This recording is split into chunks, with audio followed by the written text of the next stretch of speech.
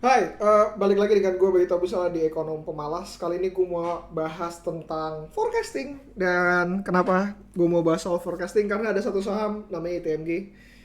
Gue sebutin aja. Dan ketika orang-orang melakukan forecasting terhadap ITMG tersebut dan ternyata laporan keuangannya yang keluar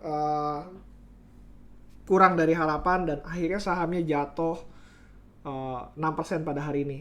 Tapi bukan itu yang pengen gue bahas. Pembahasan paling penting adalah apakah kita butuh untuk melakukan forecasting? Gue sendiri pernah bilang ada beberapa hal saham yang gue bilang bisa kita forecast mungkin setahun atau 2 tahun ke depan. Tapi apakah sepenting itukah harus kita melakukan forecasting atau kepenting-penting amat? Gue akan bahas dari sisi gue di mana cara gue melakukan sebuah valuasi sebuah perusahaan. Yang pertama gue lakukan adalah gue menemukan resiko dari perusahaan tersebut. Kenapa? Kalau misalnya gue paham terhadap resikonya, berarti gue paham dengan apa yang akan gue dapatkan dari resiko tersebut. Contoh, gue beli dari harga PI 11, artinya menurut gue harganya fair mungkin. Growth-nya ternyata tinggi 50%. Resiko juga nggak? Resiko. Kalau growth-nya sudah 50%, hasil dari growth-nya itu dari mana? Apakah kas internal atau kok dia mempergede debt? Kalau misalnya dia mempergede surat hutangnya atau memperbesar pendanaan dari non-ekuitas, apa yang harus gue lakukan? Bagaimana caranya dan so on and so on. Nah, dia yang pertama kali gue lakukan adalah meminimalisir resikonya tersebut. Maka dari itu gue melakukan valuasi untuk perusahaan-perusahaan yang menurut gue ya PI-nya di bawah 5 aja lah. Udah paling bener menurut gue ya. Cari perusahaan-perusahaan yang murah, dan kalau misalnya di perusahaan murah tersebut cari lagi dengan resiko yang ada dengan perusahaan yang murah tersebut, mana resiko yang mau gue ambil. Selanjutnya yang gue lakukan adalah memforecast tidak dengan harganya, tapi yang gue lakukan adalah forecast terhadap keuangannya. Ya kita lihat aja lah pas ya kayak gimana, ROE-nya seperti apa, dividen di payout-nya seperti apa, dan gue bisa melihat oke, let's say kayak tahun depan mungkin gue dengan amat sangat yakin at least kayak 20% atau at least 30%. Berapapun itu nggak jadi masalah dan angka di ujungnya nggak ada masalah juga. Dan gue tidak melakukan valuasi dengan cara uh, hari ini revenue-nya sejuta, besok kalau naik 30% jadi 7.300, lalu gue akan melakukan valuasi terhadap cost-nya dan segala macam sehingga menghasilkan angka di akhirnya. IPS sampai akhir tahun berapa sih? Forward PE-nya berapa? Nggak penting. Buat gue nggak penting. Kenapa? Karena Buffett sendiri pernah ngomong bahwa forecast itu uh, apa ya? Sebuah kesia-siaan karena tidak ada yang tahu masa depan. So at least kalau misalnya lo tahu resikonya, lo tahu lo beli pada harga yang dimana memiliki ruang resiko yang cukup tinggi, lo tahu bahwa arah ke bawahnya itu akan jauh lebih kecil. Seperti yang Mohnis Pabrai pernah katakan bahwa tell I win, had I didn't lose that much. Artinya lu bisa menang dengan resiko serendah-rendahnya. Banyak orang yang percaya bahwa pasar saham itu ngomongnya soal high risk high return. Enggak. High risk low return. Tapi kalau low risk high return, ya lu bayangin aja kalau misalkan resikonya nggak ada, ya sisanya semuanya adalah return. Seperti itu. Nah, Lynch sendiri sebenarnya doesn't do any forecast. Jadi yang butuh kalian lakukan adalah bukan forecastingnya, tapi mengenai mentalitinya dan konsep terhadap valuasi tersebut. Ingat, konsep dan mental. Kenapa? Jadi kalau misalnya lo tahu bagaimana compounding itu bekerja dan lo yakin dengan compounding itu karena lo sudah melakukan kalkulasinya, lo nggak butuh melakukan kalkulasi terhadap apa ya namanya perusahaan tersebut, kayak bakalan jadi berapa ya besok, PI-nya forward berapa ya, kurang lebih dia bakalan naik berapa persen ya, fair value-nya berapa sih. It doesn't need that.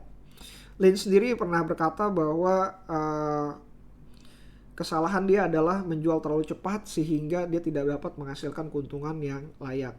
Kalau misalkan menjual terlalu cepat seperti apa ya? Karena dia tidak melakukan valuasi, dia menjual terlalu cepat, ternyata efeknya adalah compoundingnya jadi terhenti. Dan kalau ketika compoundingnya berhenti, ya lu nggak bisa beli lagi di harga yang cukup layak berikutnya gitu. Itu akan sangat-sangat sulit. Nah, kembali lagi kepada pembahasan tadi, apakah kita butuh forecast? Menurut gua enggak. Yang butuh pasar modal menurut gue dua hal, konsep dan mental. Karena nyaris 90% itu cuma soal konsep dan mental. Mental di sini apa? Mental lu mau menunggu. Kalau misalkan lu menggunakan fundamental yang value investing atau apapun itu, menunggu hasil yang sesuai dengan apa yang lu perkirakan, atau menunggu tiba-tiba hasilnya itu menampakkan sebaliknya. Apapun itu, ya lu menunggu. Yang kedua, soal konsep tadi, seperti gue bilang, lu coba lihat bagaimana compounding itu bekerja, konsepnya seperti apa. Konsep dari PE itu sendiri seperti apa. Konsep dari sebuah ROE itu seperti apa. Dan lu harus melakukan PR lu untuk mempelajari hal tersebut. Bagaimana angka tersebut mendapatkan dan apa fungsinya dari angka tersebut. Menggambarkan apa sih angka ini. Apakah mereka bisa berdiri sendiri, apakah gue harus mendapatkan yang lain. Konsep seperti ini itu yang lebih penting untuk memahami sebuah perusahaan, bagaimana perusahaan itu bekerja, dan apa yang akan kalian dapatkan, entah resiko, entah keuntungan dari sebuah perusahaan tersebut. Kalau kalian nggak paham dari konsepnya, ya susah lah. Percuma dengan ada, nih gue ada template cara melakukan valuasi yang benar. Kalau lo nggak paham konsepnya, doesn't mean anything. Percuma. Lo nggak butuh melakukan valuasi yang cukup rumit. Yang lo butuh lakukan adalah minimalisir resiko aja lah. Resikonya kecil, hasilnya adalah surplus. Dan karena dari itu, dan karena lo gak punya target dalam jangka waktu ataupun dalam bentuk angka, kapan lo exit ya, no one knows.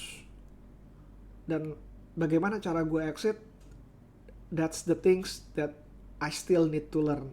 Entah dengan menggunakan technical, entah menggunakan fundamental yang lain. Seperti kalau misalkan, terjadi perubahan terhadap makronya, terhadap industrinya, atau terhadap perusahaannya baru akan keluar, atau lu menggunakan technical dan lain segala macam, it's up to you. Gua nggak bisa memberikan gambaran yang jelas kapan untuk menjual. Tapi kalau misalnya resikonya terlalu kecil dan benar-benar kecil, gue yakin tinggal hanya menunggu waktu.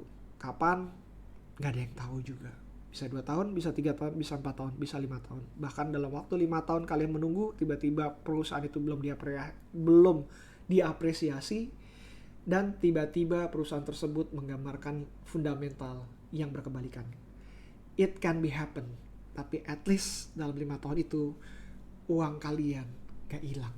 Diusahakan untuk tidak hilang. So that's it dari gue. Kalau ada pertanyaan lo bisa email di bayutabusala@gmail.com, atau lo masuk ke Instagram gue di @bayutabusala. DM aja, gue akan senang dengan menjawab pertanyaan kalian. See you again next time. Bye.